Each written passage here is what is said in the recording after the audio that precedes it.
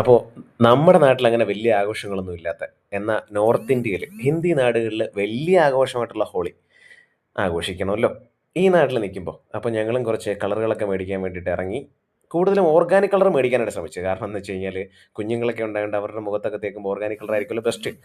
പിന്നെ വന്ന സ്ഥിതിക്ക് എന്തെങ്കിലും ഒന്ന് കഴിക്കാമല്ലോ എന്ന് കരുതി ഒരു ലൈറ്റ് ഫുഡിങ്ങിന് പോയപ്പോഴാണ് അവിടെ പാനിപൂരി, ബർഗർ, ചൗമിൻ എല്ലാം കൂടെ ഉള്ള ഒരു ഒരു സ്ഥലത്താണ്.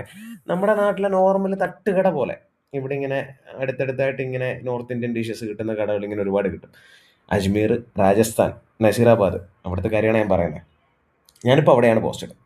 പിന്നെ സാധനങ്ങളെല്ലാം നല്ല ഒരുവിധം അത്യാവശ്യം എന്താ പറയുക, കൊടുത്ത റേറ്റിന് വലിയ റേറ്റൊന്നുമില്ല, കൊടുത്ത റേറ്റിന് വളരെ എന്താ പറയുക നമുക്ക് മുതലായി എന്ന് വേണമെങ്കിൽ പറയാം.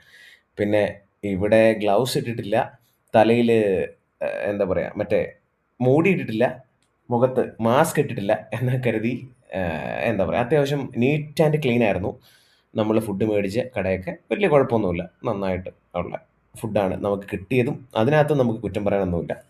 ഓൾറെഡി എന്തായാലും മൊത്തത്തിൽ പറഞ്ഞു കഴിഞ്ഞാൽ കൊള്ളാമായിരുന്നു ഓൾമോസ്റ്റ്. പിന്നെയാണ് നമ്മുടെ ഇവിടുത്തെ ബദാം ഷേക്ക്, ഇവിടുത്തെ ഒരു സ്പെഷ്യലാണ്.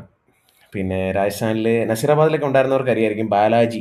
ബാലാജി എന്ന് പറയുന്ന ഇവിടുത്തെ ഒരു എന്താ പറയുക വേണമെങ്കിൽ ഒരു കമ്പനി എന്ന് വേണമെങ്കിൽ പറയാം. അവിടുന്ന് ബദാം ഷേക്ക് മേടിച്ചായിരുന്നു, നമ്മൾ കുടിച്ചു. നീലുവിന് അവൾക്ക് ഇഷ്ടമുള്ള ഒരു സാധനമാണ്, അവൾ നല്ല ഇഷ്ടപ്പെട്ട് തന്നെ കുടിച്ചു. പിന്നെ ബാക്കി എന്താ, അപ്പോൾ ഹാപ്പി ഹോളി.